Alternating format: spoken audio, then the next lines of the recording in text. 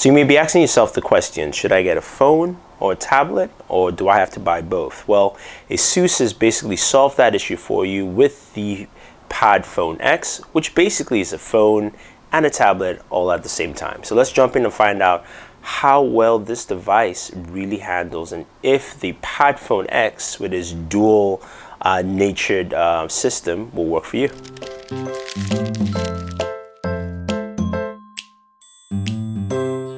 So taking a look at the Padfone X here, which is exclusive on AT&T, you've got a 5-inch display here at 1080p, but you can see it's got very thick bezeling. That's one of the things that I found a little odd with it, because when you use this device, you find out it's a very solid device overall. It's got the latest in every kind of technology you expect. It's got the Qualcomm 800 chipset in there, 13 megapixel camera that shoots at 4K. Decent photos, also stills.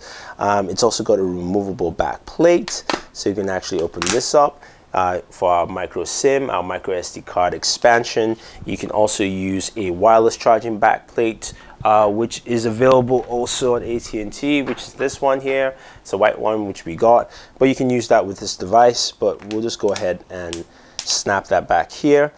So now when you look at this device as it functions and moves, it's very smooth, running Android 4.4.2, and you can see how the interface looks like. But this changes when you dock into the tablet shell. Now this tablet shell, as we bring this closer, this is, Asus says, it's a 9-inch tablet. Actually, it's actually 7 inches. There's enough bezel size here, which is quite thick, and I'm just going to bring this a little closer. Sorry about the fingerprints there, but you can see the bezel size here is quite thick. So it's about a 7-inch tablet, really. It's got a front-facing camera here, nothing too spectacular. You've got front-firing speakers, which are great, so at least you're taking some stuff from HTC. And then you move up to the side here, there's a volume rocker, a micro USB for charging. This is where your phone slides into dock. And at the very top, you do have a power button. Now, the reason I'm using the stand is because I want to show you how things handle with this all together. So I have my device. I am, say, in the browser. And, you know, we're looking at Engadget for a second. I can go ahead and I can just slide this in. And I can continue from where I stopped. Now, the one thing that I've noticed is each time it does this, it takes you straight to the home screen. It doesn't continue into the application you're in. I guess that's just to make sure that, you know, you don't have issues. So I can restart the application, which I was in the browser. It would take me back to where I was. Now, with the tablet, I'm using the keyboard here. The keyboard is fine. But it's a little dense and it feels a little heavy.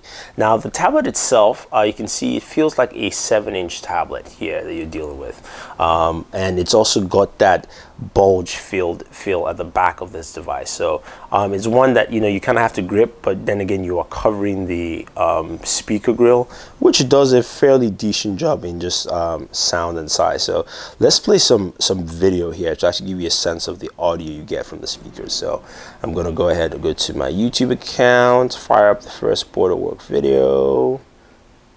If my thing actually loads up. Now, the one thing I will mention while we wait for this to actually load up is the battery life on this thing. Whether you're using it in the tablet or the phone, it's got a stellar battery life. I mean, it's lasted very, very long. I really liked what I got from this device in terms of battery usage and things like that. So I have to say, in terms of battery life, this thing actually works and handles very, very well. For some reason, my YouTube is not powering up, but let's just go ahead. You know what? We'll play this video we have here on Engadget, which is a YouTube video, and see how the sound works.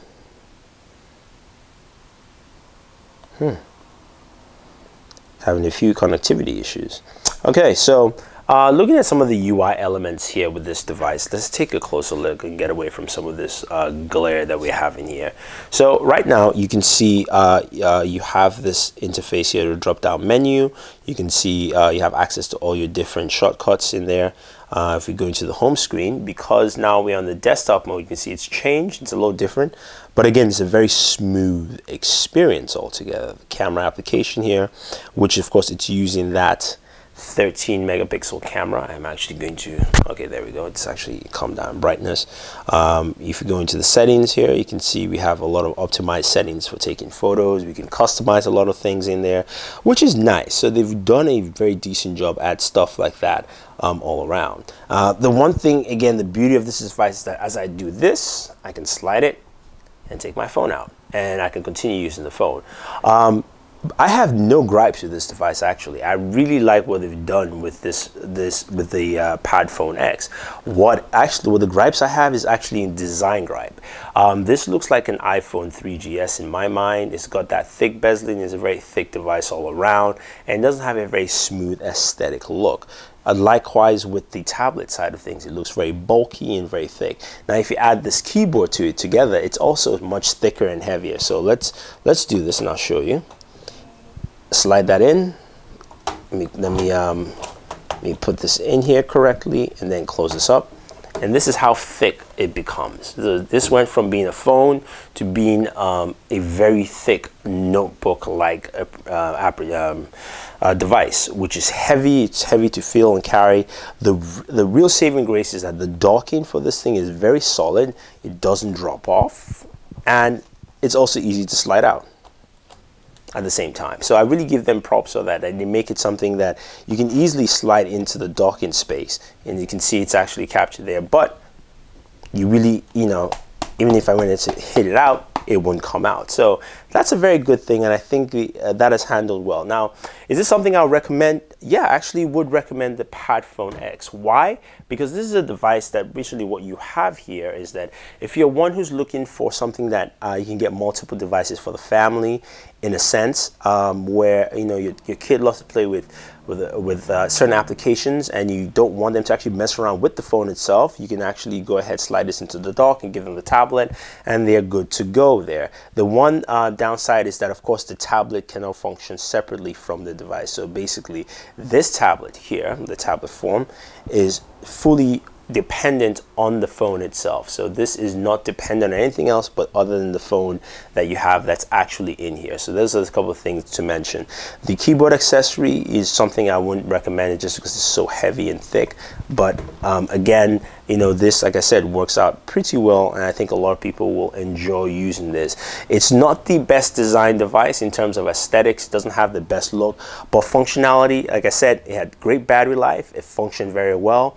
It was easy to actually use for gaming, processing, everything you needed to.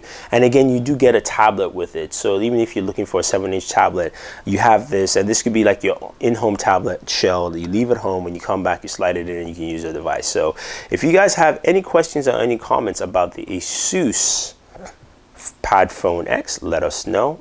Don't forget to like this video, share this video, and favorite this video so we can make more videos for you. But this is Thunder E saying thank you and always enjoy your entertainment.